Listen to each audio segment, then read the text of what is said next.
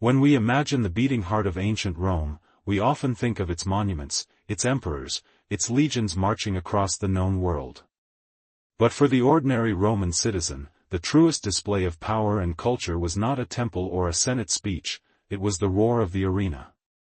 Gladiatorial games were more than entertainment, they were the glue that held together the vast, complicated society of Rome. The obsession was so intense that these blood-soaked spectacles became the most enduring image of the empire, shaping how generations afterward would remember Roman grandeur and cruelty alike. To understand why the Romans were so consumed by the sight of men fighting to the death, we must start with the political machinery behind the games. The emperors and magistrates knew that the crowds were restless, often hungry, and sometimes disillusioned by politics they had no control over. The famous phrase, "bread and circuses," was not an empty slogan. By keeping citizens fed with grain distributions and entertained with violent spectacles, Rome's rulers ensured stability. In many ways, gladiatorial combat was less about sport and more about control, an elaborate tool of propaganda, distraction, and intimidation. The games reminded the people of the power of Rome and the generosity of their leaders, while at the same time reinforcing the terrifying reality of what happened to enemies of the state. The scale of the events was staggering. The Colosseum, completed under Emperor Titus in 80 CE, could hold between 50,000 and 80,000 spectators. On the days of major festivals, the city would surge with energy as people of all classes hurried toward the amphitheater. Senators and elites occupied the prime seats nearest the arena, while the poor filled the steep upper levels, their eyes straining to catch the clash of steel far below. Women were often placed in segregated sections, though they were no less passionate, screaming for their favorites with wild devotion. The atmosphere was charged, part theater, part battlefield, and part religious ritual. For the Romans, this was not just killing, it was a spectacle sanctioned by the gods themselves. The obsession can also be traced back to Rome's cultural DNA. The early Romans were deeply influenced by the Etruscans, who staged ritual combat as a way of honoring the dead. These funeral games gradually evolved into something larger, shifting from private ceremonies to massive public spectacles. By the late Republic and into the Empire, what began as ritual bloodletting had transformed into a carefully orchestrated industry of entertainment. Rome was a militaristic society, and the games mirrored the values of courage, endurance, and loyalty unto death. In a world where soldiers conquered distant lands and slaves poured into the city as spoils, it felt only natural to turn human lives into entertainment. Yet what fascinates us today, and what horrified some even back then, was the sheer scale of bloodlust. Records tell us of emperors who staged games lasting for weeks, with thousands of men and animals slaughtered for public amusement. When Emperor Trajan celebrated his victory over Dacia, the festivities reportedly involved 10,000 gladiators and 11,000 animals over 123 days. Lions, elephants, tigers, and even exotic creatures like crocodiles were brought from the far reaches of the empire to die in Rome's arenas. To the crowd, these exotic deaths proved Rome's dominance over nature and foreign lands alike. Inside the Colosseum, the structure itself amplified the obsession. Beneath the floor lay a labyrinth of tunnels, cages, and machinery designed to make the games a spectacle of surprise. Trapdoors could suddenly reveal wild beasts, or hidden platforms would raise armed fighters into the light of the arena. To the screaming masses above, it seemed as if the earth itself produced warriors and monsters on command. No modern stadium has ever matched the technological innovation or the psychological power of Rome's amphitheaters. But behind the glittering marble and the roar of the mob was something darker. These games were not only about entertainment, they were a reminder of Rome's hierarchy and brutality. Sitting in the stands, citizens watched slaves and criminals bleed, a clear demonstration of the consequences of disobedience. The arena was a stage where life and death were dispensed casually, reinforcing the idea that human life was cheap if it stood outside the privileged class. At the same time, the emperor, seated visibly in the imperial box, appeared as both patron and executioner, the ultimate arbiter of fate. His presence was not subtle. The games were his theater of power. Not everyone approved. Some Roman philosophers, particularly Stoics like Seneca, criticized the games as degrading and corrupting. He wrote with disgust about the cruelty of spectators, who grew numb to suffering and demanded ever bloodier scenes. Yet these voices were drowned out by the thunderous enthusiasm of the crowd. To most Romans, moral discomfort was no match for the excitement of combat and the free admission provided by generous politicians seeking popularity. The games were also a communal experience, a place where social barriers temporarily blurred. Rich and poor, man and woman, free and enslaved, all shared the same spectacle. It gave the masses a sense of belonging, an identity bound up with the glory of Rome. For the poor, it was a rare chance to feel powerful, their shouts echoing through the arena, influencing the fates of men. For the elite, it was a chance to display wealth, sponsor games, and bask in the gratitude of the people. What makes Rome's obsession with blood sport so striking is not just the violence itself but how normal it became. Generations grew up with the arena as part of their lives, children watching men die as casually as modern audiences watch sports on television. For them, the games were not shocking but expected, a rhythm of the calendar, a heartbeat of the city. In this normalization of death, we glimpse both the brilliance and the savagery of Roman civilization. By the height of the empire, gladiatorial combat had become inseparable from Roman identity.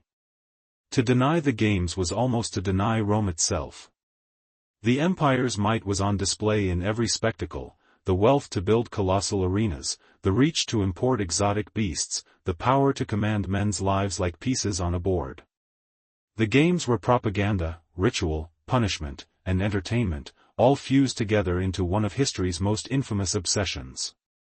It is here, in this roar of the crowd and the clash of steel, that the story of the gladiator truly begins. Before we step into their daily lives, before we examine the pain and glory of the fighters themselves, we must recognize the larger machinery that demanded their sacrifice. Rome's obsession with bloodsport was not a passing fad, it was the very foundation on which gladiators lived and died, the insatiable hunger of an empire that turned human suffering into its most beloved spectacle.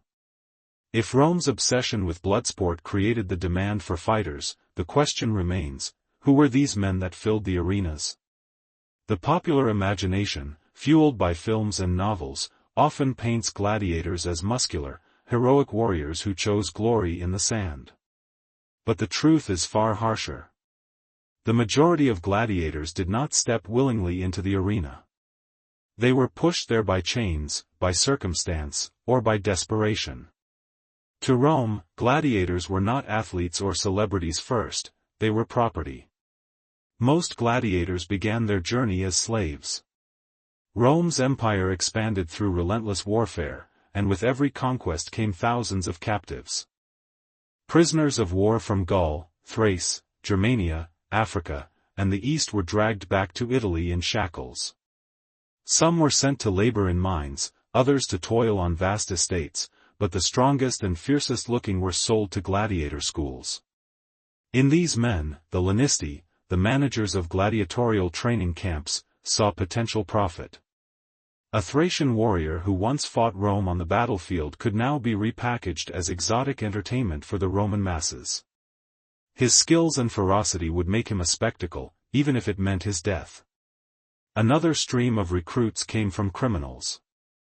Those convicted of serious offenses, murder, robbery, treason, were sometimes sentenced to damnatio ad gladium, condemned to fight as gladiators.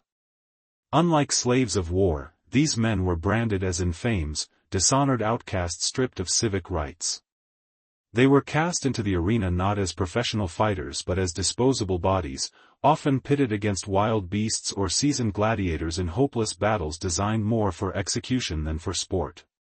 Their deaths were a warning to the crowd, this is what happens to those who cross the law or defy the emperor.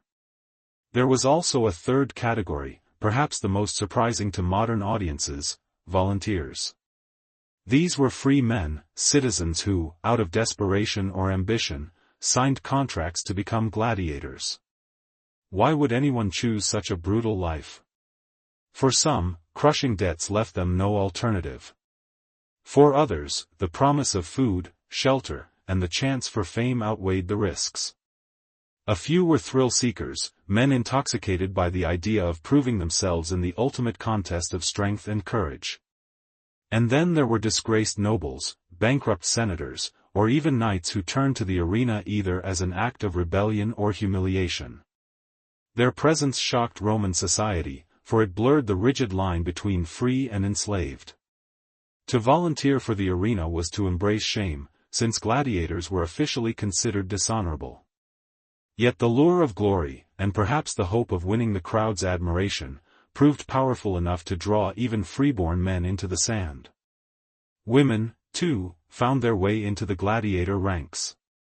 Though rare, female gladiators, gladiatrices, were documented, often staged as novelties to amuse the crowd. They fought each other or even dwarves in spectacles designed less for skill than for shock value. To conservative Romans, their presence was scandalous, a violation of traditional gender norms. But to the mob, they were yet another thrilling variation in the endless appetite for blood and spectacle. Regardless of origin, once chosen for the arena, a man's identity was transformed. The moment he stepped into a gladiator school, he was branded as infamous. This legal label carried immense stigma. Gladiators, like prostitutes and actors, were stripped of civic dignity. They could not testify in court, marry legally, or enjoy the protections of ordinary citizens. In the eyes of Roman society, they were walking shadows, existing solely for the amusement of others. Yet this same stigma fed the paradox of their existence. While despised officially, they were adored by the masses, their names whispered in taverns, carved into graffiti, and cheered in the arena. The recruitment process was brutal and impersonal. At slave markets, potential gladiators were examined like livestock. Buyers assessed their muscle tone, scars, and overall health. A strong back or broad shoulders could mean a higher price.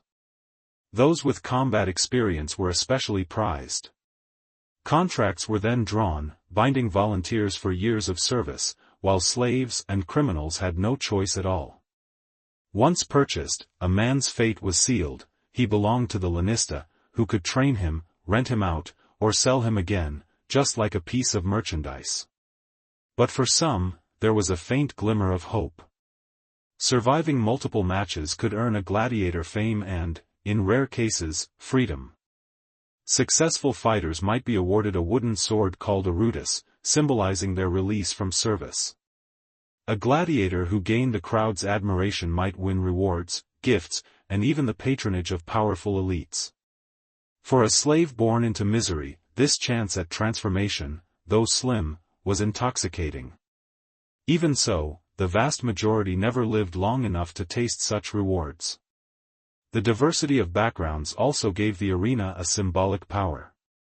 A Roman citizen might sit in the stands and watch a Thracian prisoner battle a German slave, or a convicted murderer face a volunteer who had once been free. In the sand, all distinctions blurred except one, the line between victor and corpse. Rome's obsession with conquest, discipline, and dominance was reflected perfectly in these clashes. Every fight told the story of Rome's power. The empire captured enemies, turned them into playthings, and watched them destroy one another for amusement. It is important to recognize the psychological toll this system inflicted. Imagine the despair of a captured warrior, torn from his homeland, forced into an arena where his survival depended on killing fellow captives. Imagine the humiliation of a Roman citizen so destitute that he sold himself into a life of dishonor, knowing his family might forever bear the stain. For many, the arena was less a stage for glory than a graveyard of dignity. And yet, paradoxically, this mix of slaves, criminals, and volunteers gave the games an almost irresistible magnetism. The crowd was not merely watching violence, they were watching a collision of fates, a theater where the mighty fell and the disgraced sometimes rose. In that collision, Rome saw itself reflected, powerful, merciless, yet endlessly fascinated by the fragile line between survival and annihilation. Thus, The gladiator's journey began not with the clash of swords, but with the chains of captivity, the sting of shame, or the ink of a desperate signature. The arena's sands were fed by the suffering of countless men whose lives were consumed to satisfy the hunger of a restless empire. Rome's obsession demanded bodies, and from every corner of its dominion, those bodies were supplied. If the arena was the stage where men fought and died, then the gladiator schools, the ludi, were the crucibles where these fighters were forged. From the moment a man entered the gates of a ludus, his life changed forever. Behind high stone walls, guarded by trainers and overseers, lay a world that combined the harshness of a military camp with the ruthless exploitation of a business. To survive the arena, one had to first survive the relentless life of the ludus. The most famous of these schools was the Ludus Magnus, located right beside the Colosseum in Rome. Its proximity to the great amphitheater was no coincidence. It was a factory designed to feed men directly into the empire's most iconic arena. But similar schools existed throughout the empire, from Capua in the south to distant provincial cities. Each was run by a lanista, a businessman who bought, trained, and sold gladiators like commodities. To him, the men were investments, and their training was not about fairness or dignity but about turning them into spectacles capable of drawing crowds. Upon arrival, new recruits were stripped of their old identities. Their clothes were taken, their hair often cut, and they were assigned to trainers known as doctors. These trainers were usually retired gladiators, men who had survived the arena long enough to instruct others.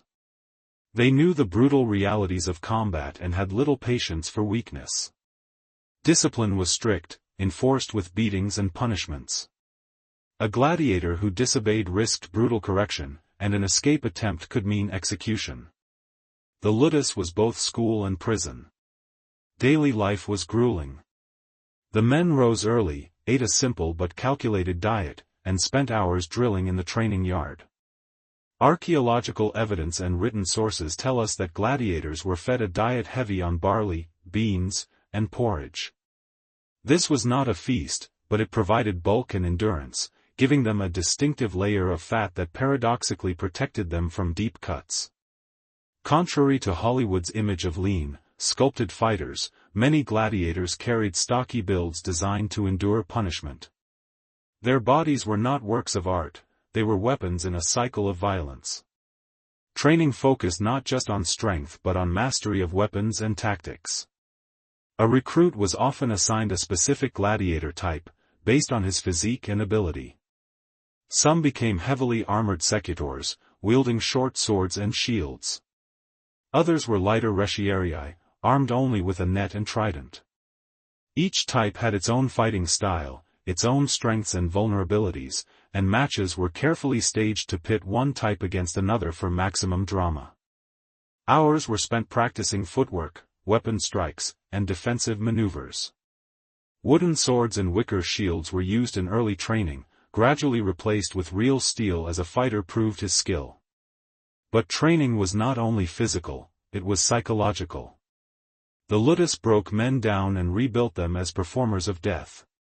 They were taught to fight not just to kill but to entertain, to show courage, flair, and drama for the crowd. A gladiator who fought without style risked losing the audience's favor, which in turn could mean losing mercy if he fell in the arena. The lanista drilled into them the importance of posture, of raising weapons dramatically, of looking defiant even in defeat. The games were theater, and the gladiator was both actor and victim. The conditions of the schools were harsh, yet paradoxically, they offered something many slaves had never known: stability. In a ludus, a man received food, shelter, and medical care, however minimal.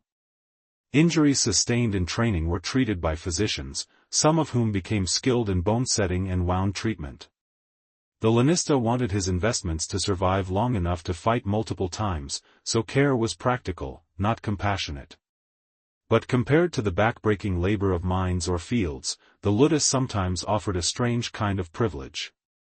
For a few, this life, brutal as it was, felt like an opportunity rather than a sentence. Still, the psychological toll was immense.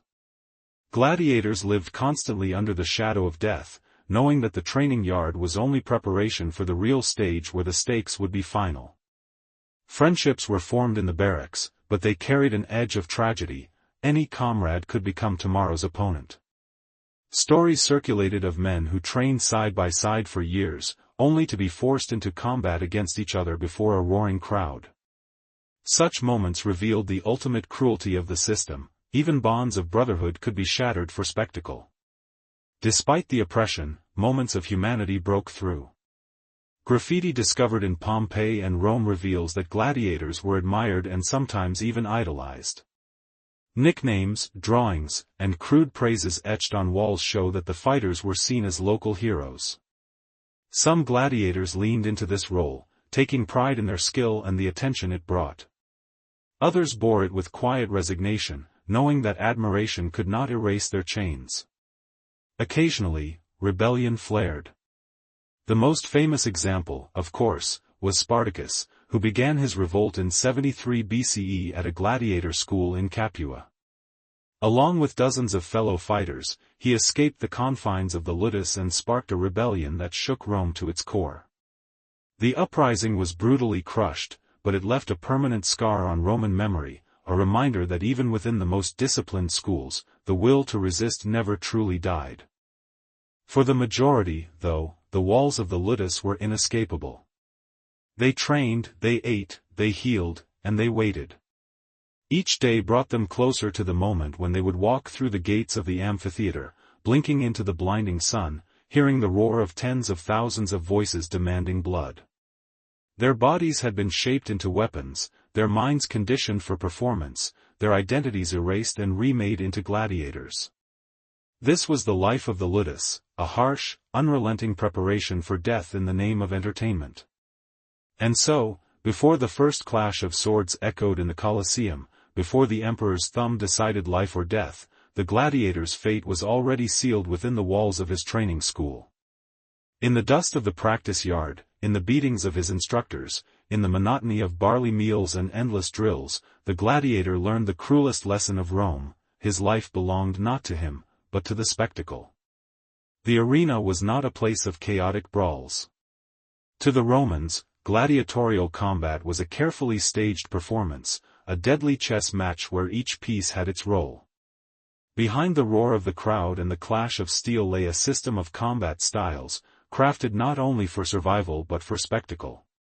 Every gladiator was trained to fight in a specific way, armed with weapons and armor designed to balance the contest and thrill the audience.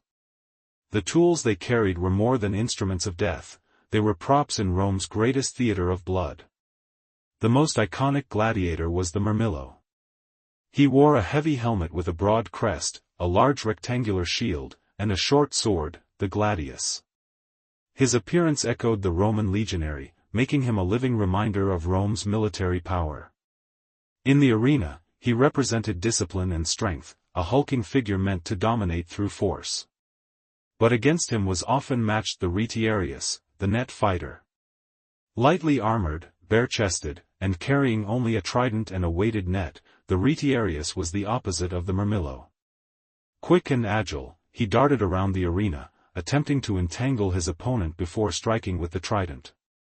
To the crowd, it was a duel of brute force versus cunning agility, of soldier versus fisherman. Another common type was the secutor, designed specifically to fight the retiarius. His helmet was smooth and rounded, with only 2 small eye holes, preventing the net from catching. He carried a short sword and a shield, relying on relentless pursuit to corner the nimble retiarius. Their duels were fast, tense, and unpredictable, often stretching into dramatic chases across the sand. The audience loved the contrast, one man armored like a tank, the other vulnerable but quick, each style exposing weaknesses that could be exploited in an instant. Then there were the Thracians, or Thraecs, armed with a small shield and a curved sword called the sicca. The blade was designed to slip around defenses, hooking behind shields or armor. Their opponents were often the hoplomachi, fighters inspired by Greek hoplites, wielding spears and round shields. Each pairing carried a symbolic weight, evoking Rome's enemies, allies, and conquered peoples. In the sand, history was reenacted through these stylized battles, allowing Romans to relive their victories in miniature. Even the armor told a story. Gladiator helmets were elaborate, often crested with plumes or animal motifs. They covered the face entirely, turning the fighter into something less than human, a masked figure of myth and terror. Shields and greaves were polished to shine in the sun, while tunics and belts displayed colors that marked schools or sponsors. The crowd was not only watching combat, they were watching theater. Every weapon and costume was designed to create drama, to heighten the spectacle of clashing opposites. But these tools of death were also designed for efficiency. The gladius, a short sword only about 18 to 24 inches long, was perfect for close-quarters combat. It could thrust into unprotected flesh with devastating speed. The trident, though ungainly, offered reach and intimidation. Nets could entangle, but also humiliate, turning a proud warrior into a thrashing captive. Even the curved sicca was symbolic. It was the weapon of barbarians, reminding the audience of Rome's dominance over foreign ways of war.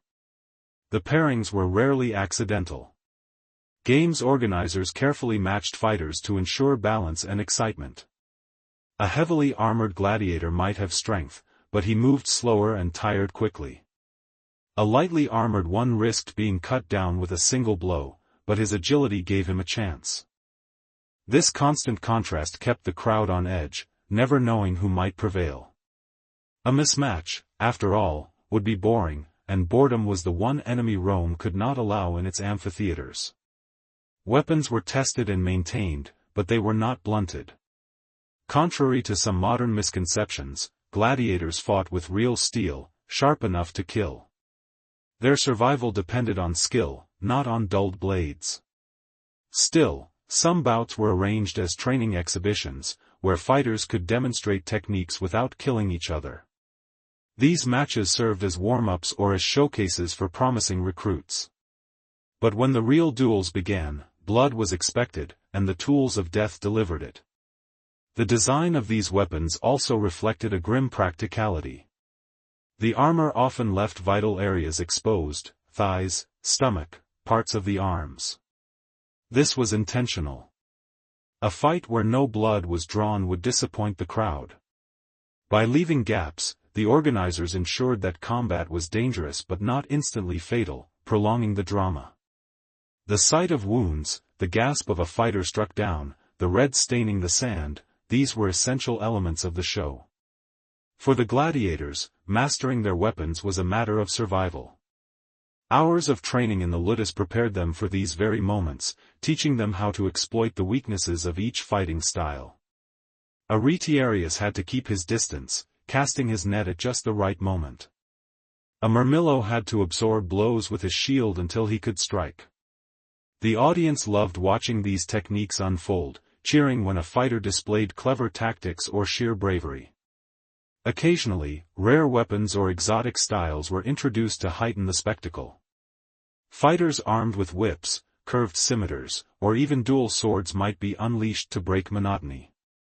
Sometimes gladiators fought on horseback, or with chariots, mimicking Rome's cavalry battles.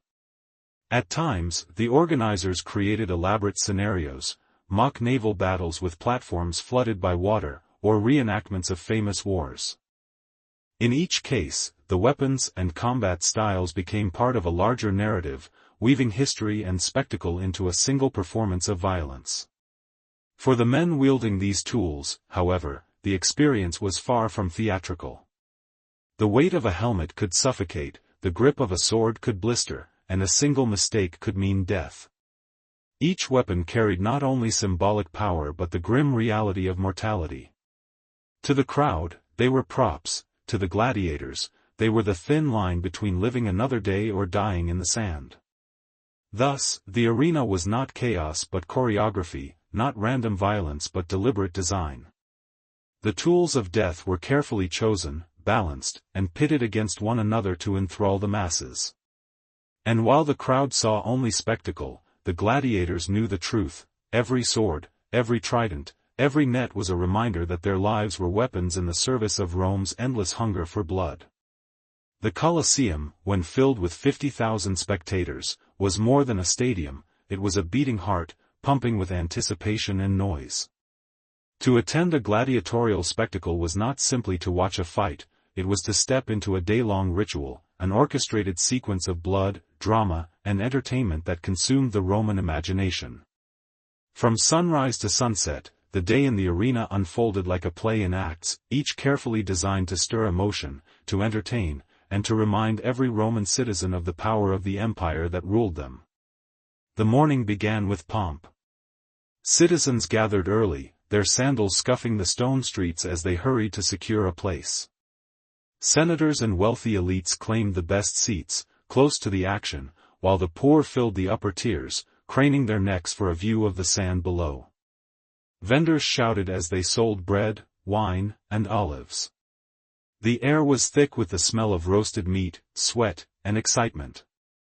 The Colosseum was alive before the first combatant ever set foot inside. At the sound of trumpets, the games opened with the pompa, a grand procession. This was no simple parade, it was a spectacle designed to impress. Statues of the gods were carried into the arena, their eyes gazing down upon the sand where men would soon bleed. Musicians played, dancers performed, and priests burned incense, filling the air with the scent of sacrifice. The gladiators themselves marched out in full armor, paraded before the crowd so every man, woman, and child could admire their bodies, their scars, and their weaponry. The crowd roared in approval or jeered in disdain, already picking favorites. For the fighters, this march was both humiliation and honor, they were displayed like animals, yet cheered like heroes. The first events of the day were often bloodless, but no less violent. Exotic animals from across the empire were unleashed into the arena in a display of Rome's wealth and reach. Lions from Africa, bears from the mountains, leopards from Asia, and even elephants thundered across the sand. The crowd marveled, children gasped, and poets scribbled notes for verses. But the spectacle was not complete until hunters, bestiarii, entered with spears and swords to challenge the beasts.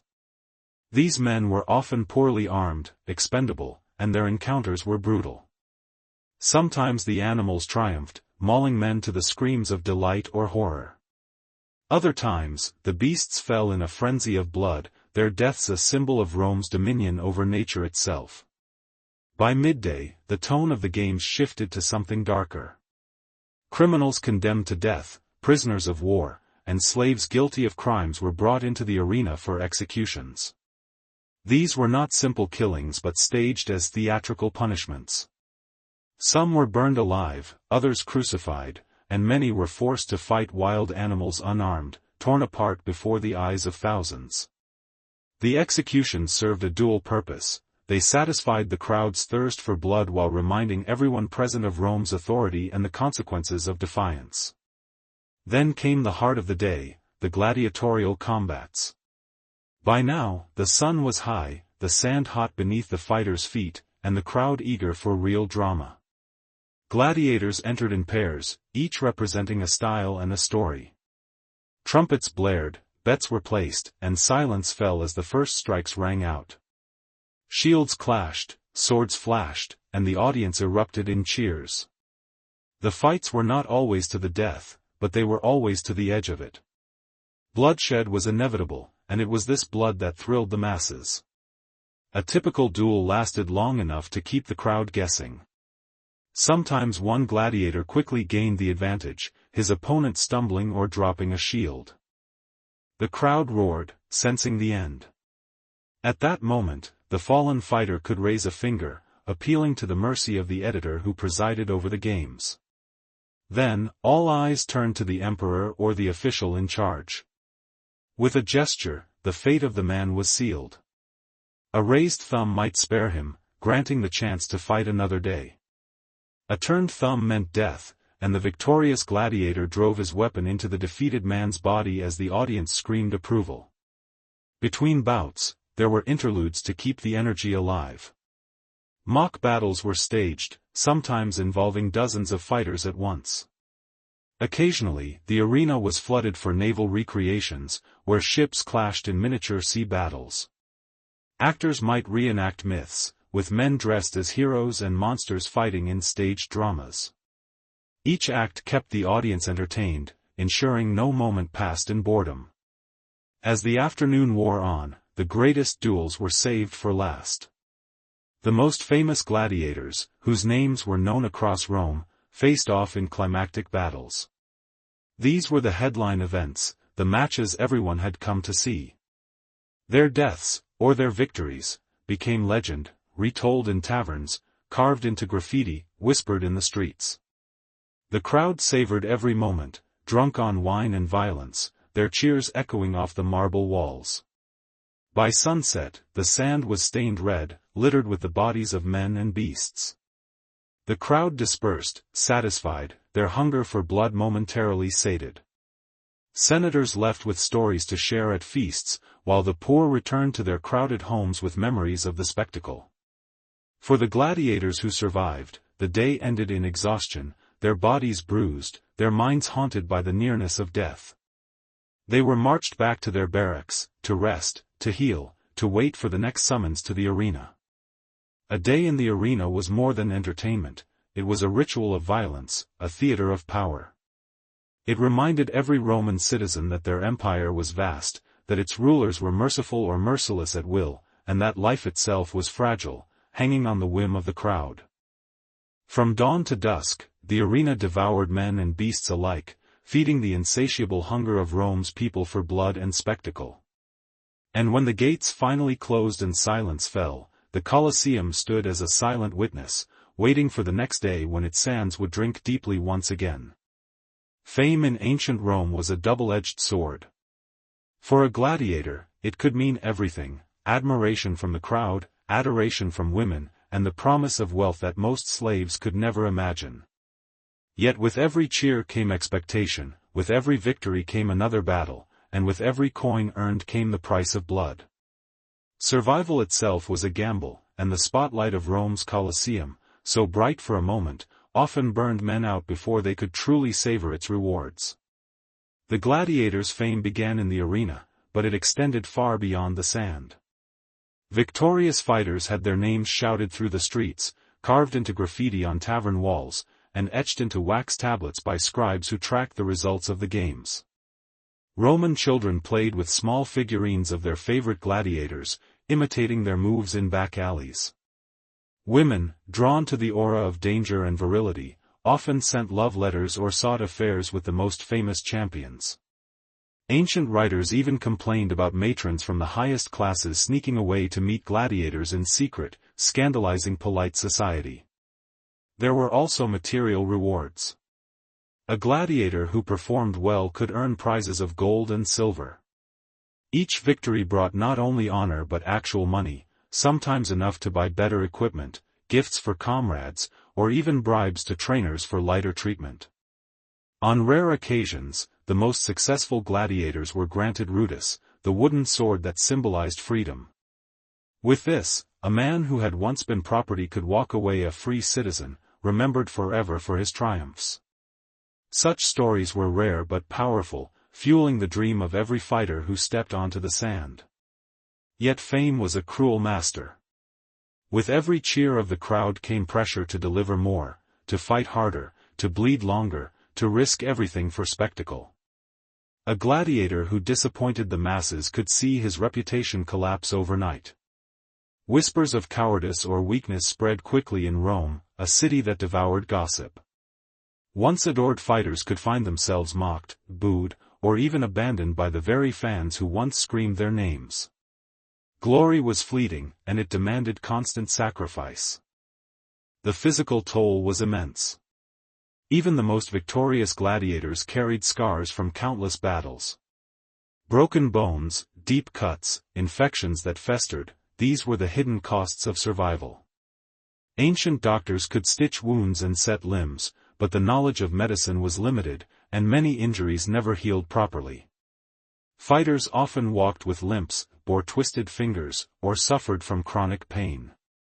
Some gladiators did not die in the arena but slowly wasted away in barracks, crippled by the very profession that had once brought them glory. Mentally, too, the price was steep. Every day could be a last day. Each fight carried the risk of death, not only from the opponent's blade but from the judgment of the crowd and the whim of the editor. Imagine the weight of standing on the sand, hearing 50,000 voices chanting your name, knowing that one slip could silence those voices forever. The cheers that elevated a man also became a reminder of how quickly he could fall. Even success came with dangers. Wealth and fame sometimes invited jealousy, even sabotage.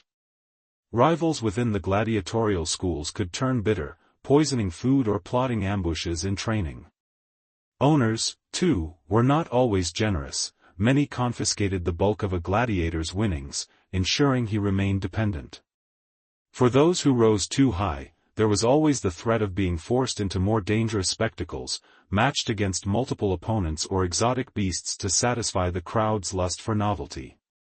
Despite these hardships, fame gave some gladiators an almost mythic status. There are stories of fighters who became celebrities, admired as much as Rome's great generals or politicians. The poet Juvenal once mocked Roman women for falling hopelessly in love with scarred, blood-stained fighters, while the historian Suetonius recorded that even emperors were captivated by certain gladiators' charisma. These men became symbols of strength and defiance, embodying the raw power that ordinary citizens admired but could never wield themselves. Yet beneath the applause, most gladiators remained what they always were: slaves, bound by contracts, owned by men richer and more powerful than they could ever hope to be. No matter how many victories they won, no matter how many admirers they gathered, they were never truly free unless granted release.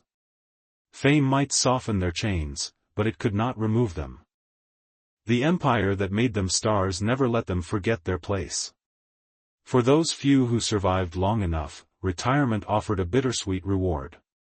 Freed gladiators sometimes became trainers, passing on their knowledge to the next generation of fighters. Others opened taverns or lived off their winnings. Some were hired as bodyguards, their reputations alone enough to deter enemies. But many struggled to adapt.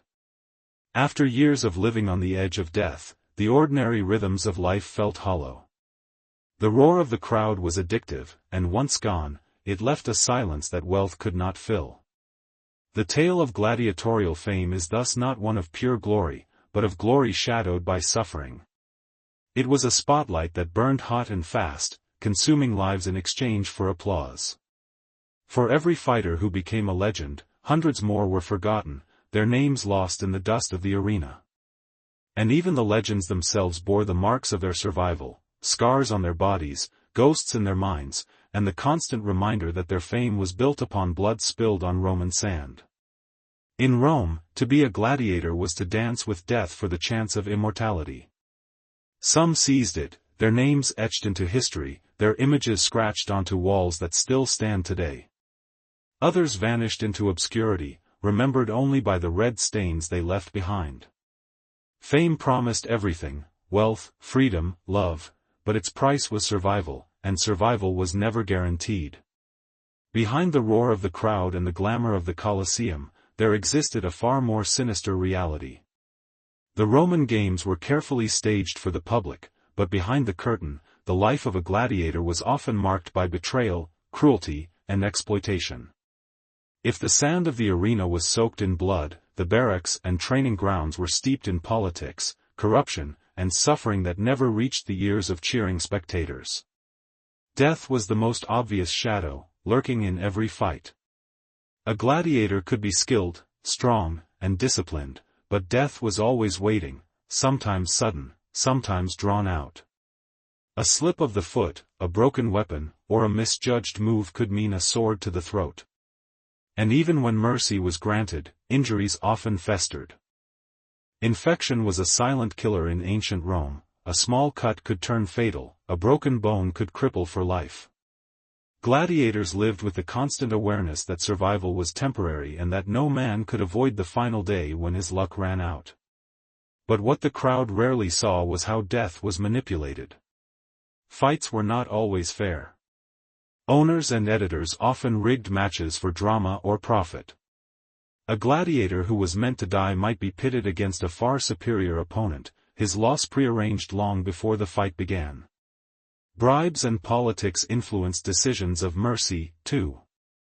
A popular fighter could be spared again and again, even after defeat, while a less favored one might be condemned regardless of his skill. The famous thumbs of the editor were not guided by justice but by money, power, and spectacle. Betrayal came in many forms. Comrades in the barracks might secretly plot against each other, competing for favor and survival. Some gladiators betrayed their own brothers in arms to gain better matches, lighter training, or the chance to face weaker opponents. Trust was fragile in a world where every man was ultimately fighting for his own survival. Even trainers could betray their fighters, pushing them into unwinnable matches or withholding equipment upgrades to protect other investments. Then there were the betrayals of freedom. The rudis, the wooden sword of release, was the ultimate dream, but not every promise of freedom was honored. Owners, eager to keep their most profitable fighters, sometimes delayed or outright denied the granting of liberty, claiming technicalities or inventing debts. There are accounts of gladiators who fought for years believing they were close to release, only to discover they would never be allowed to leave. Such betrayals could spark rage, rebellion, and despair within the ranks of the gladiators. The brutality extended far beyond the fights themselves. Training was designed not only to teach but to break men. Punishments for disobedience were severe: whippings, starvation, confinement in chains. Some were beaten to death for attempting escape. Gladiatorial schools functioned as prisons, where men were pushed to the edge of endurance day after day. The goal was to produce killers for the entertainment of Rome, and compassion was rarely part of the equation. Even the audience could be cruel. While the crowd adored a victor, they also demanded blood. A gladiator could beg for mercy, but the mob's chant often drowned out his pleas. Their thirst for spectacle turned human suffering into casual entertainment. For the spectators, a man's death was no more significant than a dice roll in a tavern. To them, gladiators were tools, expendable pieces in a game of power and dominance. There were also darker games at play behind the arena walls. Corruption was rampant. Bets were placed in secret, fortunes won and lost on the outcome of a single duel. Owners might order their fighters to throw a match, deliberately losing to manipulate gambling odds. Some gladiators themselves colluded, staging drawn-out battles that thrilled the crowd while ensuring neither man suffered real harm. When discovered, such betrayals could lead to savage punishment, but the lure of profit kept the cycle alive. Another layer of brutality was the sexual exploitation. Gladiators, admired for their strength and virility, were often forced into liaisons with wealthy patrons or used as status symbols by aristocrats. For some, this provided protection or rewards. For others, it was simply another form of enslavement, stripping them of dignity and forcing them into relationships they did not choose.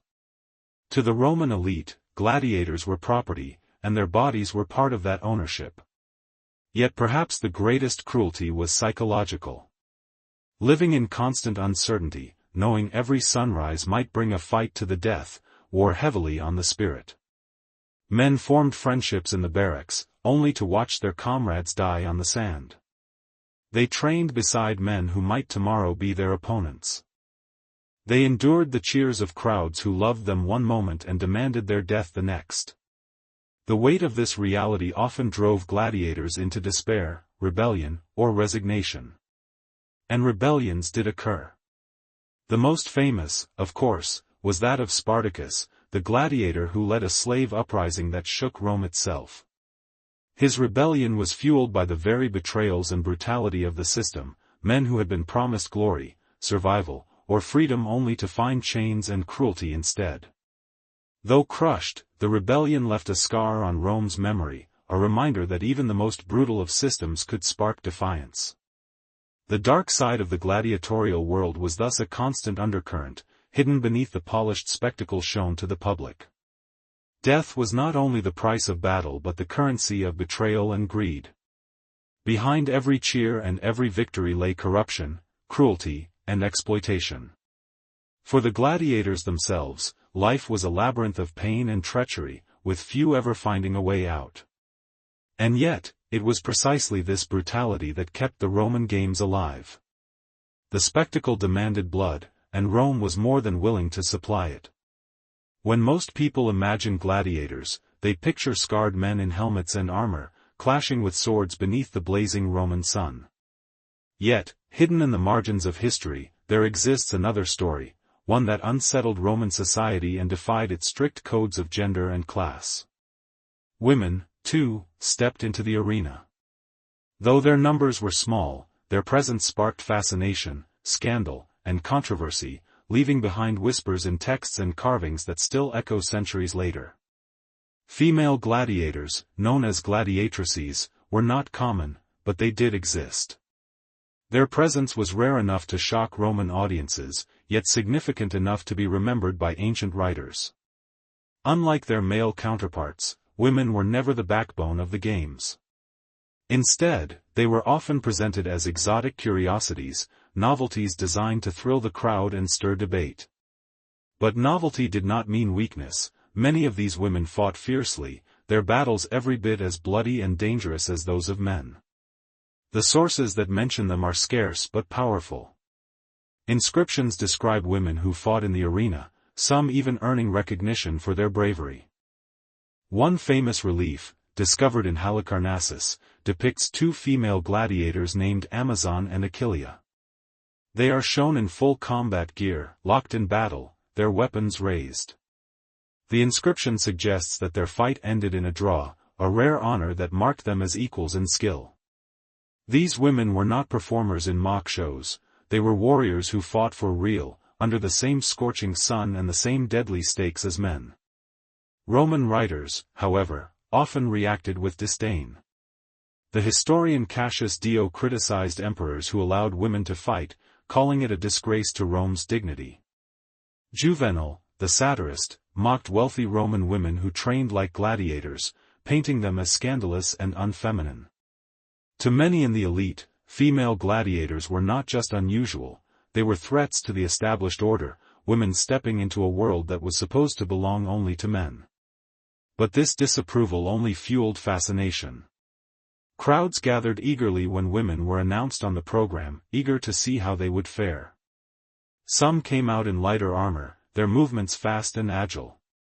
Others donned helmets and shields, indistinguishable from men once the fight began. The shock value was immense. For a society that prized rigid gender roles, seeing women wield swords and strike down opponents was both thrilling and disturbing. Their backgrounds varied. Some female gladiators were slaves, forced into the arena as punishment or entertainment. Others were free women, often from lower social classes, who volunteered in search of fame or financial reward. A few were even aristocrats, drawn to the allure of the arena despite the scandal it brought upon their families. For these women, the arena was a stage where they could seize control of their destinies, even if only for a brief and bloody moment. Yet the costs were severe. Just like men, female gladiators faced the risk of death, mutilation, and dishonor. The arena did not spare them because of their gender. A sword strike was just as lethal, a wound just as painful. And while male gladiators could at least cling to the ideal of masculine honor, women who fought were often mocked, no matter how skilled they were. To many Romans, their very existence blurred lines that society desperately tried to keep clear. The scandals extended beyond the arena itself. Rumors spread of wealthy Roman women sneaking away from their homes to watch or even train as gladiators. Juvenal sneered at noblewomen who practiced with swords at dawn, their hair tied back like soldiers. He painted them as unchaste, reckless, corrupted by the lure of blood and spectacle. For him and many like him, women in the arena were not symbols of courage but of societal decay. But the fascination persisted. Emperors themselves encouraged female participation at times, either to shock or to display Rome's decadence. Emperor Domitian, in particular, staged spectacles featuring women and even dwarfs, pushing the boundaries of what the games could present. For him, novelty was part of the spectacle, proof that Rome's power could bend even social norms to its will. Eventually, however, the scandal outweighed the novelty. By the 3rd century AD, female gladiators had become rare, and an edict by Emperor Septimius Severus banned women from fighting in the arena altogether. His decree was framed as a moral correction, an attempt to restore dignity to Roman customs. With that, the presence of women in the gladiatorial world largely disappeared from public life. Yet their brief, defiant appearances left an indelible mark on Roman culture and imagination. What remains today are fragments, carvings of women with swords, inscriptions honoring their battles, and the outraged words of men who could not comprehend their choices. These fragments are enough to remind us that women were not entirely absent from Rome's blood-soaked theaters. They, too, stood on the sand, raised weapons in trembling or steady hands, and faced the roar of the crowd. They fought against opponents, against the weight of expectation, and against the very society that sought to erase them. In the end, the story of women in the arena is one of contradiction. They were both celebrated and scorned, admired for their courage yet condemned for their defiance. They were novelties, yet they were also warriors. Their presence reveals not only the brutality of the games but the deep tensions within Roman culture itself, between tradition and spectacle, between control and chaos, between the roles society demanded and the desires individuals pursued. Though forgotten for centuries, the gladiatrices remind us that Rome's history was not written only by men. Even in the blood-soaked sands of the Colosseum, women carved out a place for themselves, brief, scandalous, but unforgettable. When the trumpets stopped echoing and the crowds drifted home, the life of a gladiator slipped back into something less glamorous, less heroic, and far more exhausting. Away from the sand of the arena, these men lived not as heroes but as prisoners, bound by strict discipline and routines that consumed every moment of their existence. Their days were structured around training, obedience, and survival, and while the Roman people might have worshipped them during a spectacle, in the barracks they were treated as property, subject to the will of their owners. The gladiators' world revolved around the ludus, the training school. From the outside, a ludus looked like a fortress, high walls, guarded gates, and watchful overseers. Inside, the barracks were lined with small cells, each barely big enough for a bed and storage for equipment. Privacy was a luxury few enjoyed. Gladiators slept side by side, their lives constantly on display to their comrades. The air reeked of sweat, oil, and the faint metallic tang of blood from recent training. Every morning began the same. At dawn, trainers barked orders as men stumbled from their beds. A quick meal of barley porridge, beans, and bread provided fuel for the long hours ahead. Gladiators' diets were surprisingly calculated. They were often called barley men, because they ate large amounts of grain, which built mass and bulk. Contrary to the image of lean warriors, many gladiators were stockier, their bodies padded with a layer of fat that helped protect them from shallow wounds. This diet was not indulgent, it was strategic, meant to make them both durable and intimidating. Training consumed most of the day. Wooden weapons heavier than real swords were used to build strength, while shields and armor were drilled endlessly to ensure reflex and endurance. Combat was practiced against wooden posts or fellow trainees, overseen by instructors known as doctors. These trainers were often retired gladiators themselves, scarred veterans who knew exactly how to shape raw men into efficient fighters. Their methods were merciless. Mistakes were punished with blows, and laziness was not tolerated. Training was not just about skill, it was about breaking the mind into discipline, ensuring obedience under the chaos of the arena. Beyond combat drills, there was conditioning. Gladiators ran laps around dusty courtyards, lifted weights made from stone, and practiced wrestling techniques. Every muscle was honed for battle, every reflex sharpened until fighting became instinct. Injuries were common, even in training, and the gladiatorial schools kept physicians on hand to patch wounds, set bones, and administer crude medicines. The care was practical, not compassionate. These men were investments, and their owners wanted them alive and functional, ready for the next game. But life was not all training.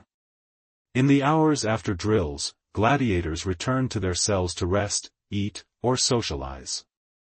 Some formed tight bonds with their comrades, sharing stories, laughter, and the small comforts of friendship.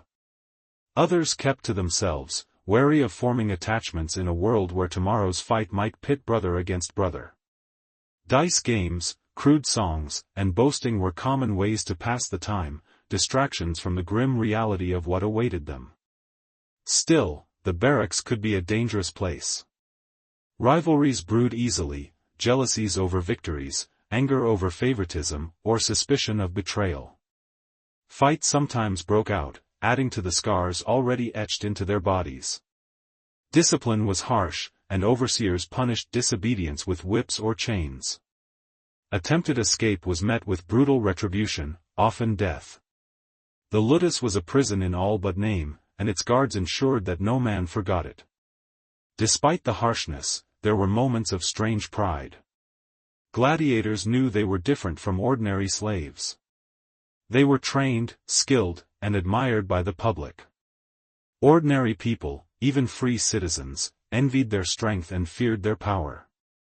For some, this created a sense of identity, a belief that they were not just property, but warriors of a unique and honored kind. That pride sustained many through the endless days of drills and wounds. Gladiators also had their own rituals. Before battles, they prepared with oils, prayers, and superstitions. Some carried charms or tokens from loved ones, hoping for divine protection. In the barracks, rumors spread about lucky weapons, cursed armor, or omens seen in dreams. Even the toughest fighter sought some kind of comfort, some assurance that fate might tilt in his favor when he stepped into the arena. Women sometimes entered their world as well, though rarely for noble reasons. Gladiators were objects of desire, admired for their strength and bravery. Some were forced into sexual servitude, while others found themselves pursued by wealthy women eager for scandalous affairs. These encounters could bring favors, money, or protection, but they could also bring punishment if discovered by jealous owners or husbands. For the gladiator, intimacy was yet another gamble. At night, the ludus grew quiet. The torches burned low, and the barracks echoed with the groans of tired men. Some drifted into uneasy sleep, haunted by dreams of battles won or lost. Others lay awake, staring at the ceiling, wondering if tomorrow would bring another fight, another wound, or perhaps freedom. The uncertainty gnawed at them more than the bruises. The silence of night was heavy, broken only by the distant sounds of the city that continued on outside their prison walls. Everyday life for a gladiator was not glorious, it was survival. Their world was measured not in victories, but in the number of mornings they woke up still alive. Each day was a cycle of training, pain, and waiting, punctuated by rare moments of camaraderie or pride. The Colosseum may have turned them into legends for the crowd, but in the barracks they were men stripped to their barest form, hungry, scarred, and uncertain of tomorrow. To the Romans, gladiators were symbols of power and entertainment. To themselves, they were survivors caught in a relentless system. Behind the noise of the arena, beyond the roar of the crowds, their lives unfolded in a rhythm of sweat and struggle. It was in these hidden, everyday moments, not just in the glare of the Colosseum, that the true harsh reality of a gladiator's life was lived. For centuries, the gladiatorial games had been the heartbeat of Rome, a spectacle that symbolized both the empire's grandeur and its cruelty. Yet, like all institutions built on blood, the system of gladiators was not eternal. By the later centuries of the empire, cracks began to appear in the very foundations that had supported the games. Political, economic, and moral shifts slowly strangled the gladiatorial tradition, until the roars of the crowds fell silent and the arenas themselves became relics of a forgotten past. The decline began not with a single decree, but with a slow erosion. Rome's vast empire, once unstoppable, started to falter under the weight of external pressures and internal corruption. Military defeats, economic crises, and constant invasions forced emperors to reconsider where their resources were spent. Funding grand spectacles became increasingly difficult. The maintenance of amphitheaters, the costs of training gladiators, and the endless demand for exotic animals drained the treasury. Once seen as a political necessity to win public favor, games became a financial burden the empire could no longer afford at the same scale. Alongside economic struggles, cultural changes also reshaped the Roman appetite for blood. The rise of Christianity marked a profound turning point. Early Christians abhorred the games, condemning them as a symbol of pagan cruelty and moral decay. To the Christian conscience, watching men slaughter one another for amusement was not entertainment, it was sin. Stories circulated of Christian martyrs refusing to renounce their faith, choosing instead to die in the arena. Their defiance transformed the perception of the games. What had once been celebrated as honor began to be questioned as barbarity. As Christian influence spread through the empire, voices against the gladiatorial tradition grew louder. Preachers denounced the arena, calling it a place of corruption that degraded both the fighters and the spectators. Many Roman citizens, especially in the later centuries, began to see the games not as uplifting spectacles but as cruel reminders of Rome's darker instincts. A shift in values was underway, and the blood-soaked sands of the Colosseum no longer matched the ideals of a changing world. The emperors themselves also played a role in the decline. While some still supported the games, others began to distance themselves from the costly tradition. In the 3rd and 4th centuries, political instability meant rulers were more concerned with defending borders than entertaining crowds. By the time of Constantine the Great, Christianity was no longer a persecuted faith but the favored religion of the empire. Constantine himself curtailed certain spectacles, and though gladiatorial games did not immediately vanish, their glory days were numbered. One of the most decisive steps came under Emperor Honorius. In 404 CE, after the famous story of the monk Telemachus, who entered an arena to stop a fight and was killed by the crowd, Honorius banned gladiatorial combat outright.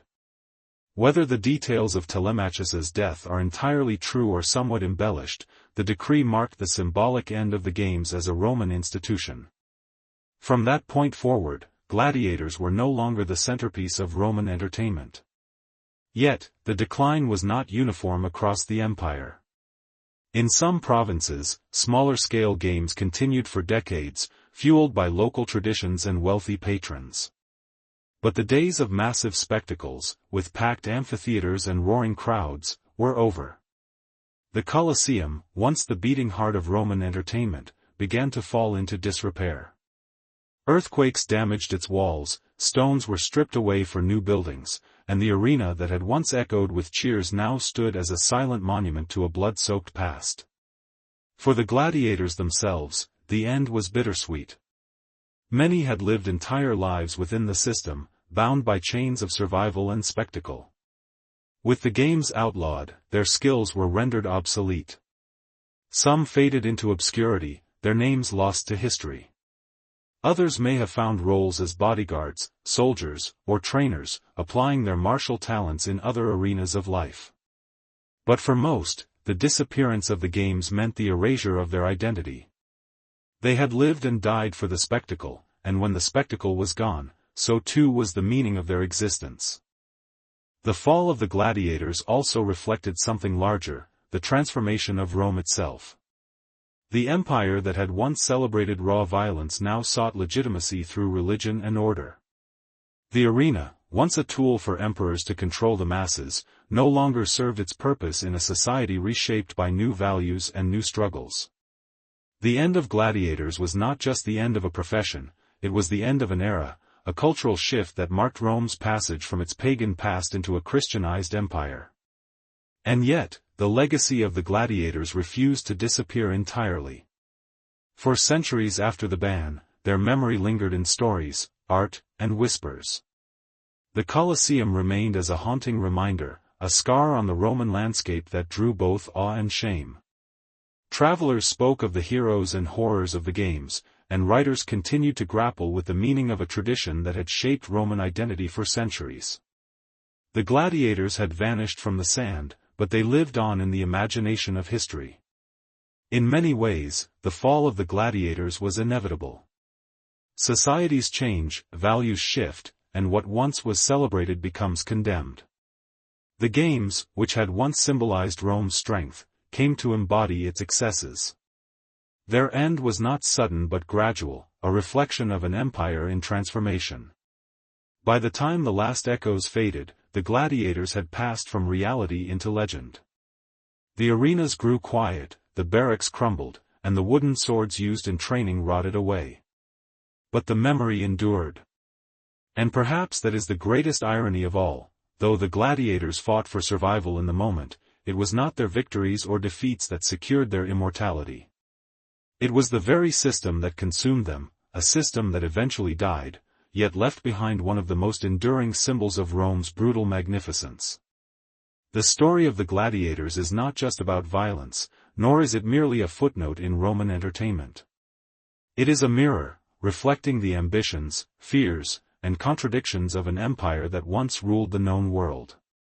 To understand the gladiator is to understand Rome itself, for these men embodied both the glory and the brutality of the civilization that created them. Their lives, their struggles, and their deaths were not accidents of history, but deliberate performances in a theater of power. The gladiator stood at the center of a paradox. He was celebrated and despised, cherished and discarded. To the Roman crowd, he was both hero and criminal, a figure of fascination who lived on the edge of life and death. To his masters, he was property, an investment measured not in humanity but in potential profit. And yet, in the fleeting moments when the crowd chanted his name, he held a kind of power that few in Rome ever experienced. This tension, the clash between freedom and slavery, admiration and exploitation, defined the gladiators' existence. Their legacy persists because their story is universal. Stripped of context, what were gladiators but men forced to perform for survival, their bodies commodified for the entertainment of others? Across history, echoes of their plight can be seen, in soldiers sent into unwinnable battles, in athletes pushed beyond human limits, in performers demanded to sacrifice their well-being for the amusement of the crowd. The gladiator's life may belong to ancient Rome, but the themes of exploitation, spectacle, and resilience are timeless. And yet, there was something undeniably human in them, something that rises above the cruelty. Their courage, even when compelled, was real. Their endurance was genuine.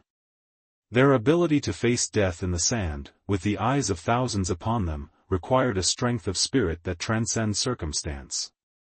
This is why their memory endures not only as a cautionary tale of Rome's decadence, but also as a story of human resilience in the harshest of worlds. The arenas where they fought have long since fallen into silence. The Colosseum, once alive with the thunder of cheers, now stands as a skeleton of stone, its arches weathered by centuries, its corridors echoing only with the footsteps of tourists. And yet, when you walk those ancient steps, you cannot help but feel the weight of history. You cannot help but imagine the sand soaked with blood, the roar of the mob, the clash of steel. The ghosts of gladiators linger still, etched into every crack and shadow of those stones. For Rome, the end of the games marked a shift in values, a civilization turning away from blood for sport toward a new moral vision. But for us, looking back, the story of the gladiators serves as both fascination and warning. Fascination, because there is something primal in the drama of life and death, something that resonates deep within the human psyche. Warning, because it shows us how easily cruelty can be disguised as culture, and how entertainment can blur into exploitation. Perhaps that is why the gladiators continue to grip our imagination.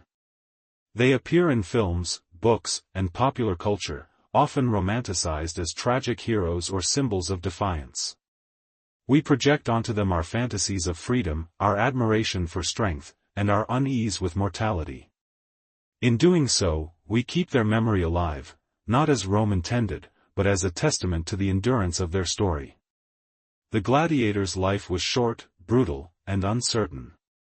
Most died young, their names forgotten, their victories erased by time. And yet, 2,000 years later, we speak of them still. We wonder about their thoughts as they stood in the arena, about their final breaths, about the fleeting sense of triumph they must have felt when the crowd cheered. Though history may have reduced them to statistics and records, their humanity lingers, demanding to be remembered. In the end, the gladiators' legacy is not one of victory, nor even of defeat. It is a legacy of survival against impossible odds, of men who lived and died in the shadows of empire, yet whose stories outlived Rome itself. The sands of the arena have long been washed away, but the memory of those who bled upon them remains. And so, as we leave behind the echoes of the Colosseum, we are left with a haunting truth: the gladiators may have fought for survival, but in death, they achieved something greater than any crown of laurel. They became immortal, not through triumph, but through memory. Their lives remind us of the fragility of freedom, the cost of spectacle, and the enduring power of human resilience. The harsh reality of a gladiator's life was never meant to be glorious. It was meant to entertain, to distract, to serve the ambitions of Rome. Yet today, centuries later, we see them differently. We see in them the struggle of humanity itself, caught between chains and dignity, brutality and honor. And in that struggle, they have secured a place not just in history, but in eternity.